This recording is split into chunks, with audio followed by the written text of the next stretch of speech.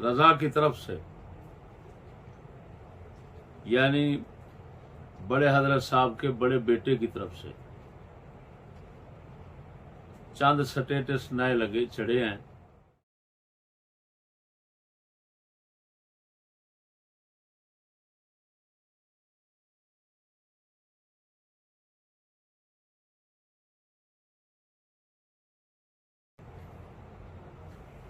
एक उसने ये कहा है कि साद मियां छोटे हजरत साहब से हल्फन पूछें कि जब इन्होंने पूछा था कि नायब आपका नायब कौन होगा, तो हजरत साहब ने क्या जवाब दिया था।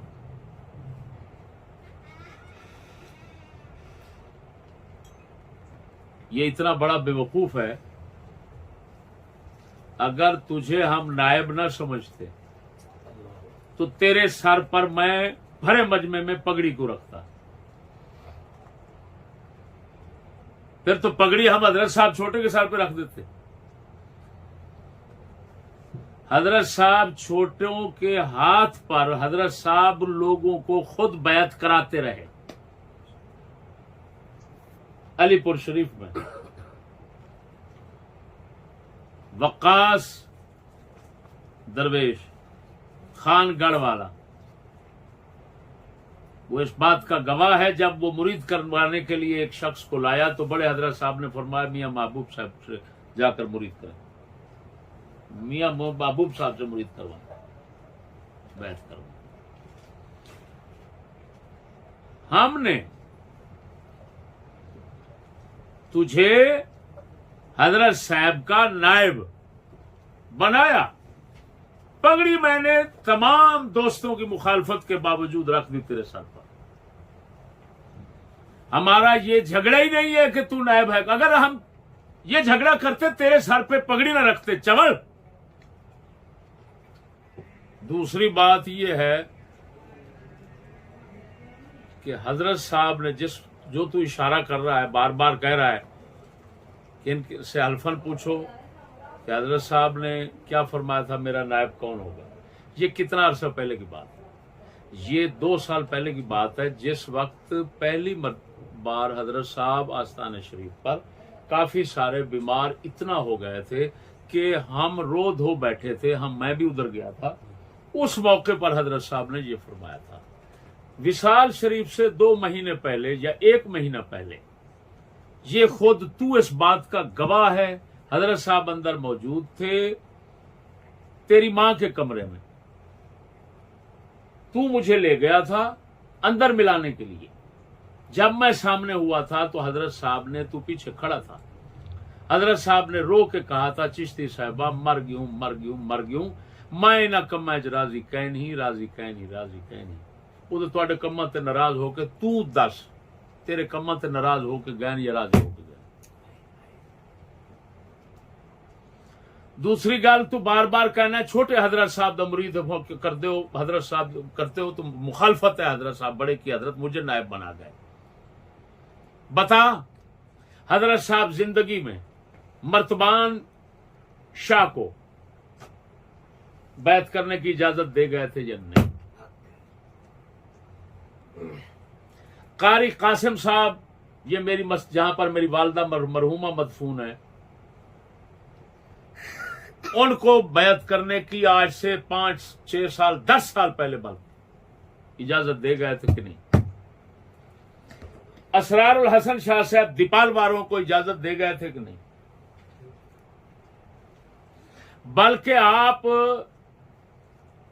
आखिरी दिनों में, तुम सबको पता होगा, आप सब लोग जानते हैं, वाकिफ होंगे, जब कोई सियाल शरीफ का, गोलड़ा शरीफ का, मेहराबाद शरीफ के इलाके का बंदा, लोधरा शरीफ के इलाके का बंदा आता था मुरीद होने के लिए, अगर आप नहीं पूछ सके, बैत कर लिया, तो इल्म होने के बाद फरमाते थे तेरी कोई बैत नहीं, तो वहां पर जाकर लोधरा शरीफ के सज्जादा नशीन असगर अली शाह साहब के मुरीद हो जाए। सियाल शरीफ वालों को कहते थे तुम वहां के मुरीद, मैं उनके मुरीदों को मुरीद नहीं कर सकता।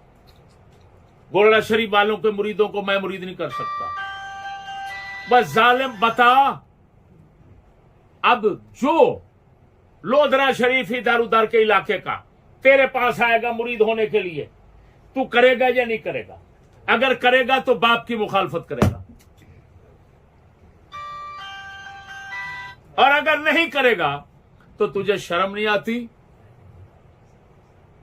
बाकी सब इलाकों के लोगों को तो मुरीद नहीं कर सकता बाप की सुन्नत में, तो हजरत साहब छोटों के इलाके के बंदों को क्यों मुरीद करता है? बेगैरत, तेरे नजदीक ना अहल ना लायक सिर्फ छोटे हजरत साहब हैं। कुत्ते, तुझे शर्म नहीं आती?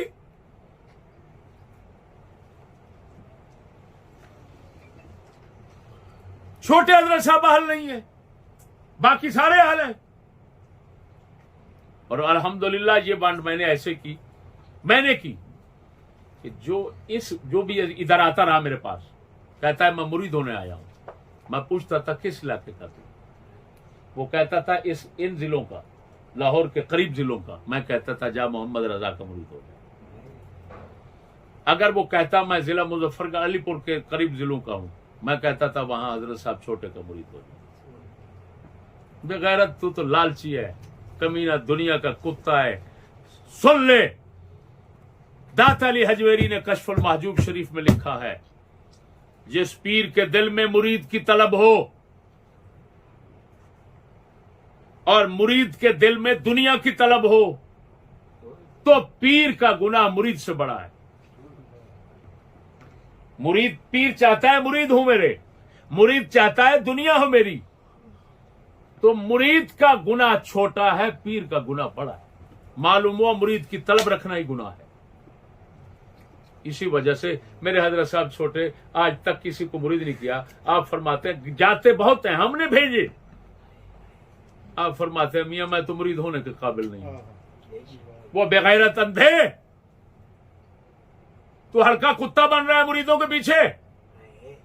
ये बाबा जमील बैठा है, पता नहीं कितने दोस्त हैं, 20-20 साल से मेरे पीछे पड़े हुए हैं, मुरीद कर ले। आज तक किसी को मैंने मुरीद करने की जरूरत नहीं की। लाख लानत है आज के इस माहौल पर जिसमें पीर हल्का हो रहा है मुरीद करने के लिए, और वो भी अपने बुजुर्गों के मुकाबले में।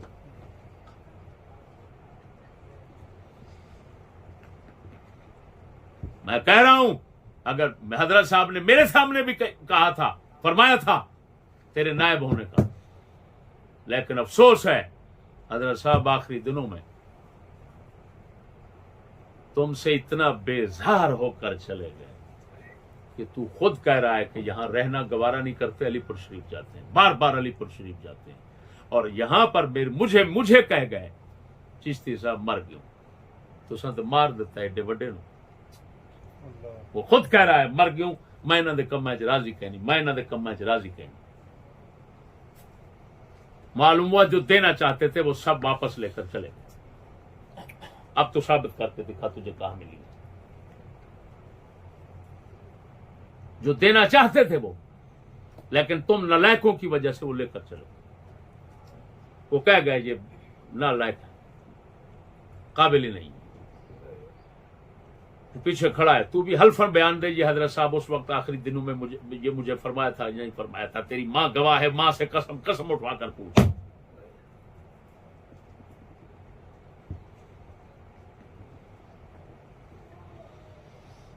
तू मुनहरिफ है अपने बाप के दीन से। हम तुझे कभी भी अब बाप का नायब नहीं कह सकते, बस भूल जा। लेकिन बता, क्या हजरत साहब के नायब होने का यह मतलब है कि तू हमेशा से गुनाहों हजरत साहब की मुखालफत से मासूम हो गया? अगर ये माना है तो फिर जितने हमारे मुर्शिद इमाम साहब की औलाद हैं, हजरत साहब किबला उनको मुनहरिफ क्यों समझते रहे, उनके क्यों खिलाफ रहे?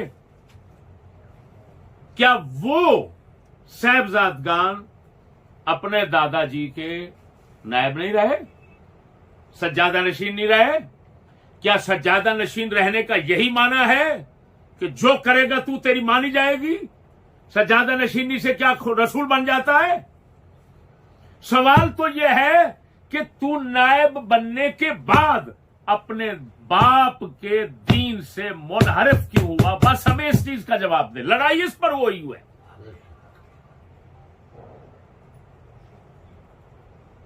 जिन लोगों की इंतहा दर्जे की तेरे बाप अदब एहतराम इज्जत करते थे, तू उनको बेइज्जत किया। तूने क्यों किया?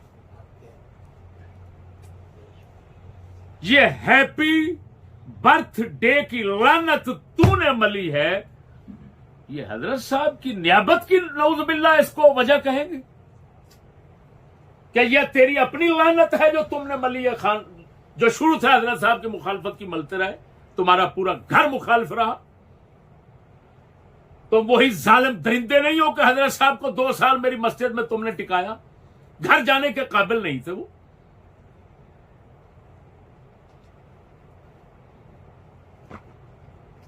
फिर ये स्टेटस दे रहा है कि सब मुदर्रिसीन, सब मुकर्रिरीन, सबको बुलाओ। कुत्ते, तुम्हें शर्म नहीं आती बेगैरत? जो हमारे बड़े हैं, जिनको हजरत हमारे बड़े बना गए, नायब होना और बात है, बड़ा होना और बात होती है। छोटे के सर पर पग आ सकती है, लेकिन छोटा बड़ा नहीं बन सकता। यह असूल होता है। चौधरी मर जाए, चौधरी के छोटे बेटे पर चाहे सिर पर पग आएगी, लेकिन छोटे को बड़े चाचा के साथ चलना पड़ेगा। चाचा की मर्जी के मुताबिक चलना पड़ेगा, उसके मशवरे के साथ चलना पड़ेगा। छोटे के पीछे कोई दुनिया नहीं चली। अंधा बेगैरत कभी दुनिया में बैठा हो तो तुझे मालूम हो। ना तुझे दीन का किताबों से पता चला, ना बाहर दुनिया से पता चला। पगड़ी रखने से तू बन गया, तूने कहा बड़ा ही मैं हूं। ना तुझे उस्ताद नजर आया, ना तुझे चाचा नजर आया, ना तुझे कोई बड़ा नजर आया। तुमने समझा मैं ही बड़ा बन गया। फिटे मुंह बड़ा ऐसे नहीं बनते। बड़ा वही बनता है जो समझे मैं सबसे छोटा हूं।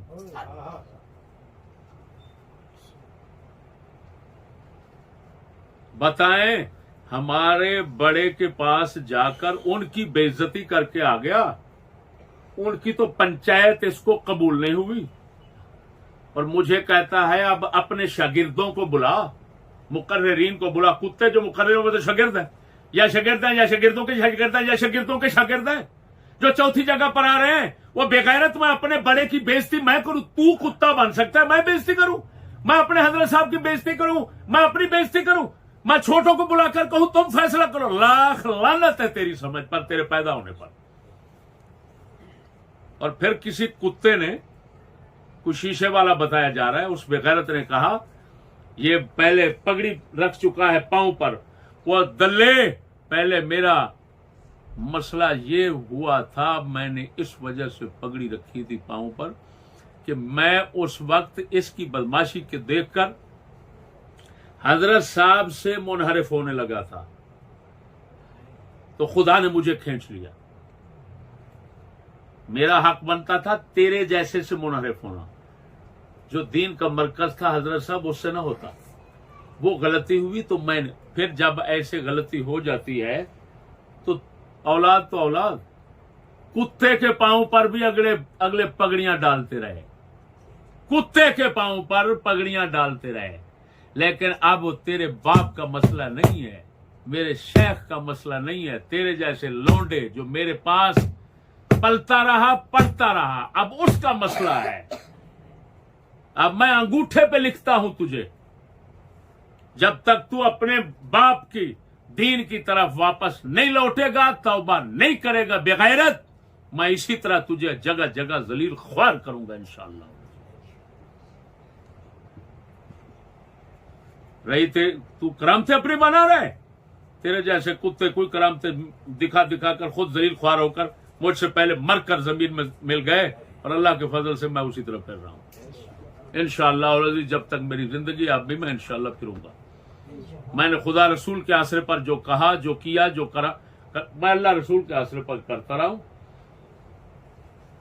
हजरत साहब की दुआ से करता रहा हूं। ना तेरी दुआ का मोहताज हूं, ना तेरे आसरे पर कभी करता रहा हूं, और ना तेरे जैसे लौंडों का मैं कभी आसरा करूंगा। खबरदार आज के बाद कोई ऐसी फकीरी वकीरी की बात मेरा के चलाना, मैं बूथा बनना तेरा। और ये तेरे कुत्ते जो लौंडे बैठे हैं खुशामती, इनको कहो तेरे साथ मिलते रहें। जिन पत्थरों को हमने सिखाई थी धड़कने, वो बोलने पे आए तो हम पर बरस पड़े। लूले लंगड़े, वो वक्त याद कर जब जामिया शमसिया में तुझे उंगली लगाकर जेला ले जाता था मैं।